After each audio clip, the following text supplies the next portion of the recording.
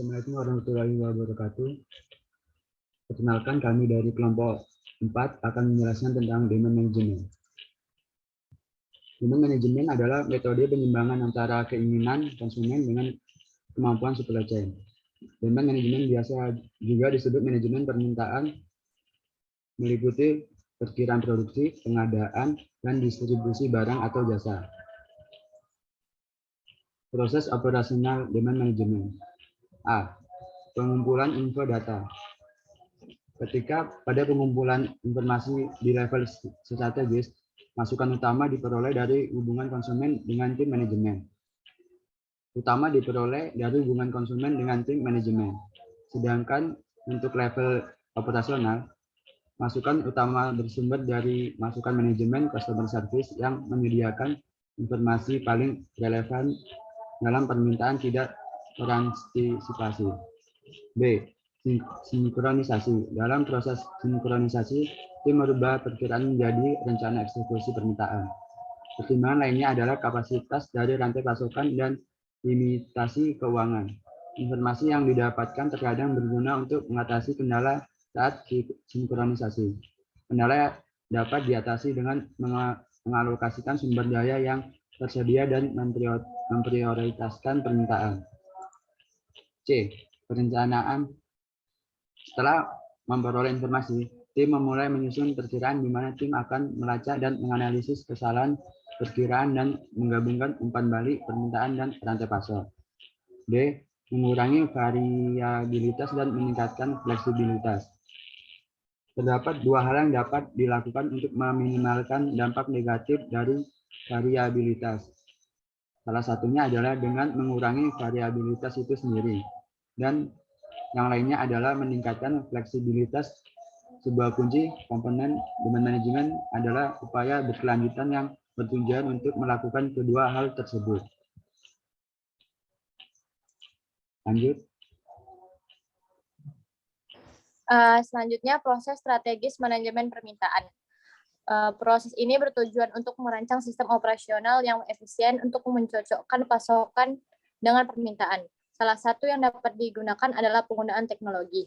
Dalam hal ini, tim perlu menentukan bagaimana cara perusahaan menggunakan teknologi dan bagaimana informasi tersebut dapat diintegrasikan untuk memfasilitasi proses dalam rantai pasokan. Selanjutnya ada proses strategis. Ini dapat dibagi menjadi beberapa subproses. Subproses ini dapat dikatakan sebagai landasan awal dalam terbentuknya proses strategis manajemen permintaan. Ringkasan dari proses tersebut adalah sebagai berikut.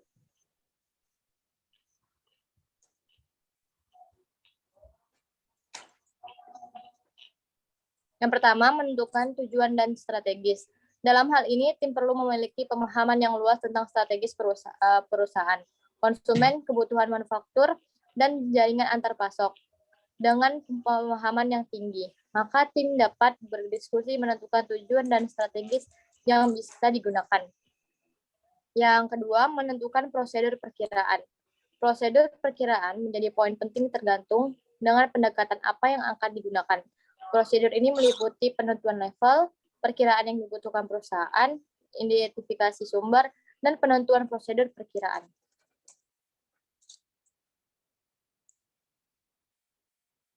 Yang selanjutnya ada perencanaan alur informasi. Ketika sebuah tim sudah menentukan metode perkiraan dan sumber data, maka mereka akan membuat perencanaan alur informasi. Alur ini meliputi bagaimana data input ini akan ditransfer dan apa output yang diperlukan untuk komunikasi. Yang selanjutnya menentukan prosedur sinkronisasi.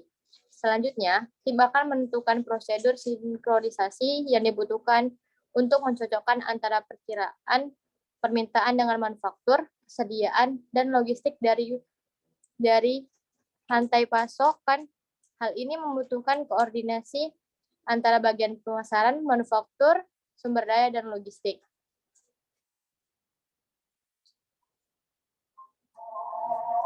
Proses yang kedua dalam demand management adalah proses operasional. Tim harus mengeksekusi perkiraan dan sinkronisasi seperti yang dirancang di tingkat strategis. Jadi, proses strategis dan operasional memiliki peranan penting dan saling berhubungan satu sama lain. Boleh dilanjutkan? Lanjut, Tere.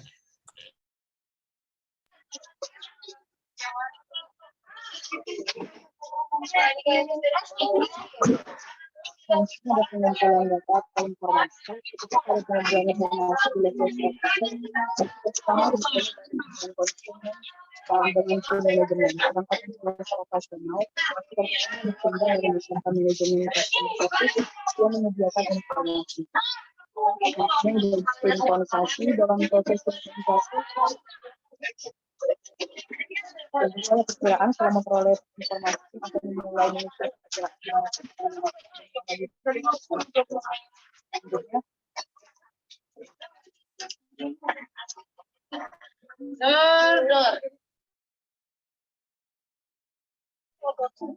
Sinkronisasi dalam proses sinkronisasi merubah deskripsi menjadi informasi. Tinggal adalah kapasitas dari rangkaian sistem dan informasi yang didapatkan terkadang berguna untuk mengatasi kendala nanti ada mencari dan meningkatkan fleksibilitas. Terdapat dua hal yang dapat dilakukan untuk memperoleh negatif dari variabilitas kalau adalah fleksibilitas itu sendiri dan yang lainnya adalah meningkatkan fleksibilitas. Selanjutnya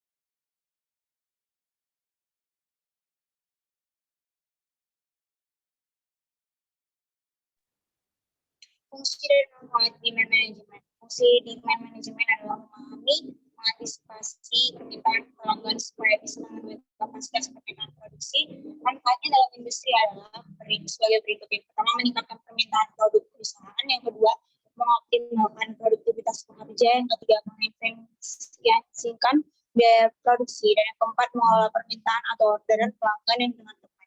Pelanggan yang puas dengan penyesuaian orderan akan merekomendasikan hasil produksi perusahaan.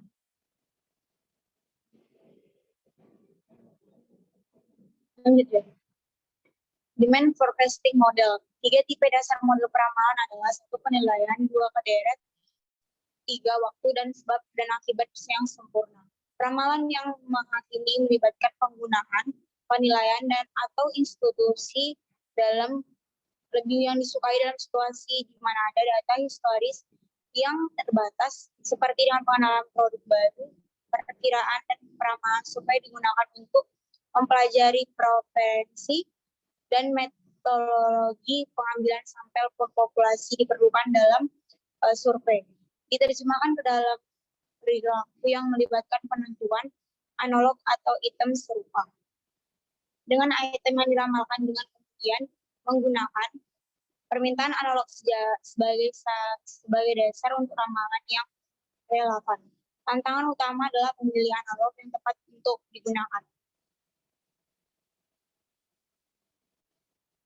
Asumsi yang mendasari peramalan deret waktu adalah permintaan masa depan semata-mata tergantung pada permintaan masa lalu. Misalnya, jika penjualan tahun ini 7% lebih tinggi dan penjualan tahun lalu perkiraan tahun sejajar, penjualan tahun depan adalah penjualan tahun ini yang ditambah 7%. Deret waktu ke-8, teknik testing termasuk, tetapi tidak tertimbang rata-rata. Rata-rata bergerak sederhana dihitung dengan menjumlahkan permintaan di waktu yang berbeda periode dan kemudian dibagi dengan jumlah periode waktu, karena pergerakan sederhana mungkin tidak cukup mencerminkan mengatasi kekurangan ini. Teknik rata-rata bergerak tertimbang dan menetapkan kepentingan yang lebih besar atau bobot untuk data yang lebih baru.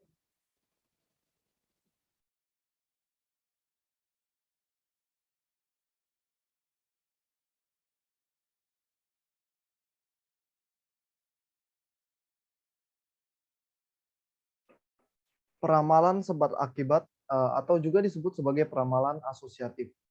Peramalan ini mengasumsikan bahwa satu atau lebih faktor terkait dengan permintaan dan bahwa hubungan antara sebab dan akibat dapat digunakan untuk memperkiraan permintaan di masa depan. Di banyak negara barat, misalnya, cenderung ada hubungan terbalik hubungan antar tingkat suku bunga dan kemampuan konsumen untuk membeli rumah. Misalnya sebagai bunga. Kenaikan tarif, penjualan perumahan cenderung menurun. Contoh peramalan sebab akibat termasuknya yaitu regresi sederhana dan berkanda. Dalam regresi sederhana, permintaan hanya bergantung pada satu variabel. Sedangkan dalam regresi berganda, permintaan bergantung pada 2 ataupun lebih variabel. Lalu ada demand forecasting issue. Penting untuk diketahui bahwa pemilihan teknik peramalan bergantung pada berbagai faktor, seperti situasi yang dihadapi, perkiraan biaya dalam hal waktu dan uang, dan akurasi berbagai teknik peramalan. Sehubungan dengan situasi yang dihadapi, seperti yang ditunjukkan sebelumnya, peramalan yang menghakimi sesuai jika hanya ada sedikit atau tidak ada data historis yang tersedia. Juga harus memahami waktu dan biaya moneter yang terkait dengan setiap peramalan tertentu. Teknik penelitian survei misalnya, dapat membutuhkan cukup banyak uang dan waktu tergantung pada medianya, yaitu surat, telepon, elektronik, ataupun secara tatap muka yang digunakan untuk mengumpulkan dan menganalisis data.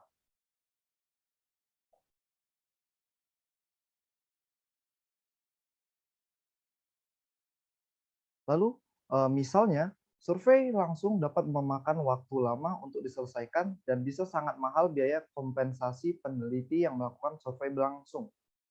Akurasi peramalan mengacu pada hubungan antara permintaan aktual dan perkiraan. Dan akurasi dapat dipengaruhi oleh berbagai pertimbangan. Salah satu tantangan dengan teknik analog adalah memilih analog yang sesuai, karena pemilihan yang tidak tepat akan mengurangi akurasi peramalan. Misalnya, ketika sebuah studio film merilis film yang sebetulnya sukses, peramalan analog berdasarkan rilis awal kemungkinan akan menghasilkan perkiraan pendapat yang berbeda dari meramalkan analog berdasarkan pola kinerja film akan lebih akurat dari yang lainnya. Oke, sekian dari kelompok kami. Kurang lebihnya kami mohon maaf. Selamat malam. Wassalamualaikum warahmatullahi wabarakatuh.